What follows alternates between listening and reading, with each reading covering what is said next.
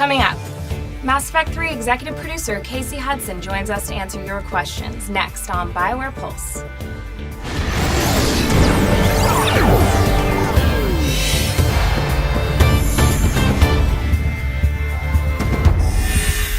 You're locked in to BioWare Pulse. I'm Community Manager Jessica Marison. For those of you excited about Mass Effect 3 multiplayer, you're in luck. Let's fire up the headlines. Earlier this week, BioWare announced both a pre-release single-player and a multiplayer demo coming out in January of 2012. The studio has also revealed there will be several opportunities for fans to get early access to the multiplayer portion of the demo. Players can join 3 friends online and defend multiple fronts in the war against the Reapers, and you can reserve your spot right now. Activate the online pass and new copies of Battlefield 3 to instantly enroll into the Mass Effect 3 Early Access program. To be the first on the front lines in the war for Earth, check out Battlefield 3 in stores now. You'll even get N7 dog tags to show your pride in Battlefield 3 multiplayer. Keep your eyes on MassEffect.com over the next few months for more opportunities to get early access to the demo. Want even more Mass Effect? Earlier this week, we asked that you submit your Twitter questions.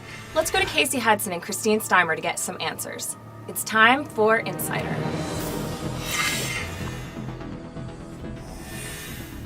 Thanks, Jessica. What's up, everybody? I'm Christine Steimer here with Casey Hudson, executive producer of Mass Effect 3. We're here to grill him a little bit with questions from the community. To start off, we're going to start with Fiery Phoenix 7. He wants to know, how is the story structured in Mass Effect 3?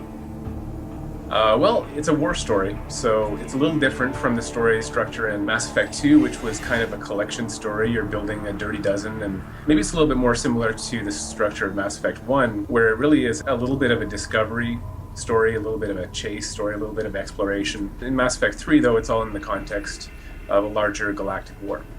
And Helenovision wants to know, can you clarify what you meant when you said that there will be no permanent squad members in Mass Effect 3?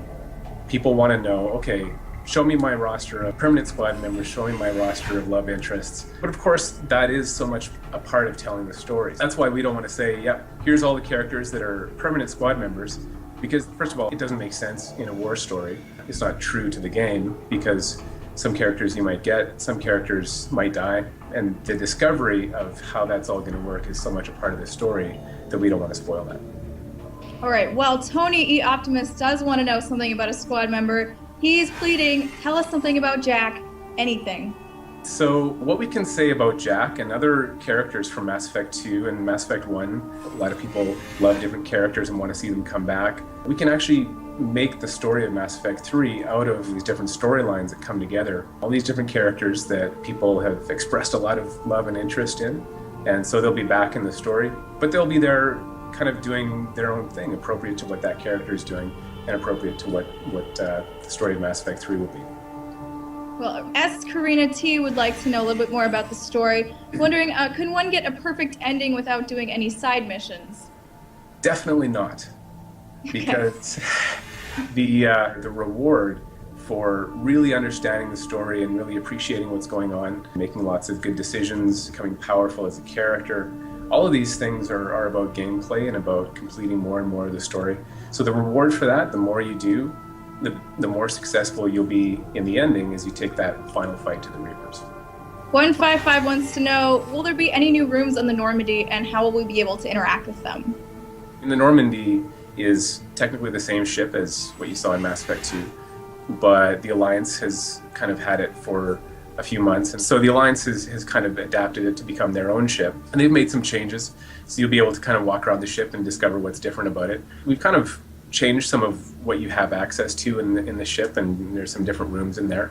I think it'll be fun for players of the Mass Effect series to have fun walking around the Normandy and seeing what's new. Speaking of the ship, Jason Sick wants to know, will there be any new customization for armor?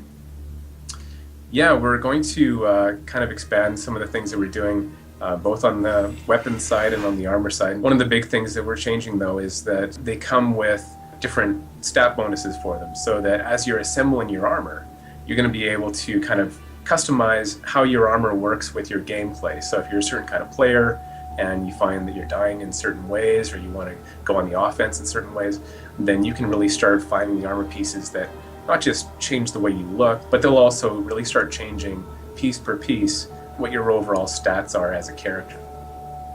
So moving into more combat, Broken Blinders wants to know, is it going to be mostly run and gun, or will you have an option to maybe be a little stealthy? No, that's one of the things that I think is really exciting about the combat in Mass Effect 3 is because we've added a lot of features over the course of the series, and now there's a whole bunch of new things in Mass Effect 3, from new mobility, you've got grenades, we've got much better sniper rifles. So what it really allows you to do is think about how you like to play as a player, and you can actually be a lot more tactical. You can choose to use your squad a lot more. You can choose to stay at range, or there's a lot of great stuff that allows you to get up really close to the enemy. There's so many new combat features. It really allows you to kind of bring that full circle and choose how you want to play. So you guys recently announced multiplayer for Mass Effect 3. M. Fallhaffer wants to know, any chance of a Geth co-op player? Well, the cool thing about the way progression works in multiplayer is that one of the things that you'll get in your progression is what we call kits, which is kind of a combination of what you look like and what class you are and so on. And so you can actually unlock different characters that allow you to be different species, different races, and have very different kinds of movement abilities, different powers. And this is something that we're going to be shipping with a pretty impressive array of different things that you can unlock as you're progressing. But then we're also planning on expanding that over time.